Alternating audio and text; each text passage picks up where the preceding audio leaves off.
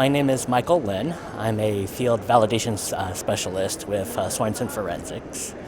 Well, my poster involves a validation project at Sorenson Forensics. It's for the caseworking portion of the company.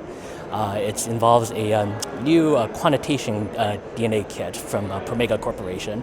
It's known as PowerQuant, and we wanted to see if this kit would be suitable for scientific analysis in casework. And so to do the validation, we look at a number of different characteristics, such as sensitivity, like how little DNA can we detect with the kit. Reproducibility, can we get similar results if we look at the same type of sample in multiple runs? Can we use the kit with samples that we would expect in casework, that we would expect to find in actual real life criminal case? And pretty much overall, just is it suitable for the kind of work that we would expect with a casework situation? We looked at reproducibility, so pretty much at different levels or concentrations of DNA, could we get more or less the same results? And pretty much if we look within a quantitation plate and across multiple quantitation plates, we can get pretty much reproducible results in the values that we would obtain. We also looked at mixtures, and to do that we looked at basically male DNA to total human DNA, which is kind of the standard approach in quantitation. And if we look at those ratios, we pretty much get more or less what we would expect in looking at male to total human DNA. This figure actually kind of shows the reverse, because that's kind of what the kit produces, the total human DNA versus the male DNA or the Y DNA. We also wanted to look at pretty much if we were to get a zero value in quantitation, is that representative of actually no DNA being present to be analyzed? And so what we did was we took a number of different amounts of DNA in the picogram range, and which is a very small amount, and basically see if we could get a value.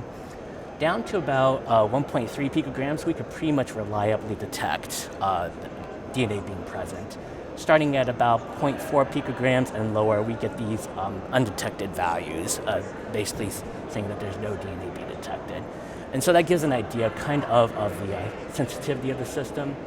Some of these samples we took onto downstream PCR analysis, see if we could actually get usable DNA profiles. We could get some partial profiles at around 3.9 and 1.3 picograms, and then obviously as the DNA amount gets lower, it becomes harder to detect. This kit is going to be replacing another quantitation kit from Promega called Plex or HY.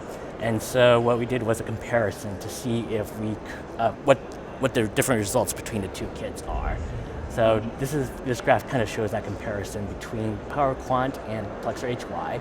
And this is a kind of a sensitivity series, so going from neat and to a diluted samples.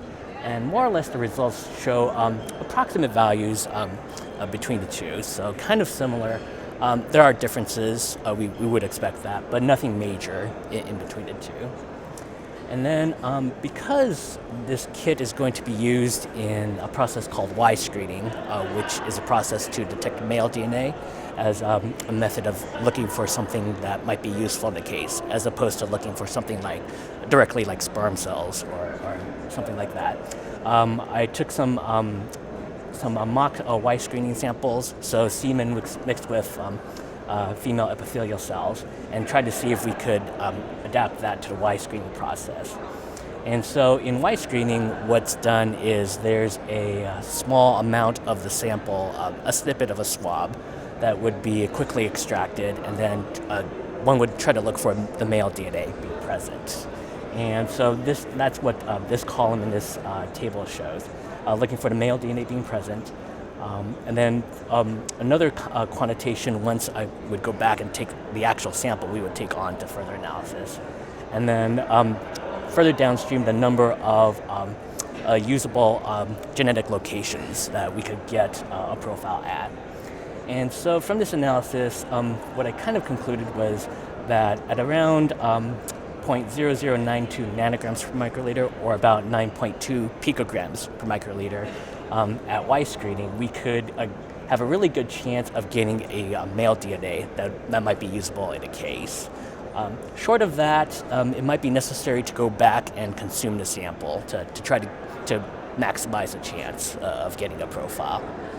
So pretty much overall, the results kind of show that PowerQuant could be usable in a casework situation, and pretty much it's about to be signed off for casework at Sorenson Forensics.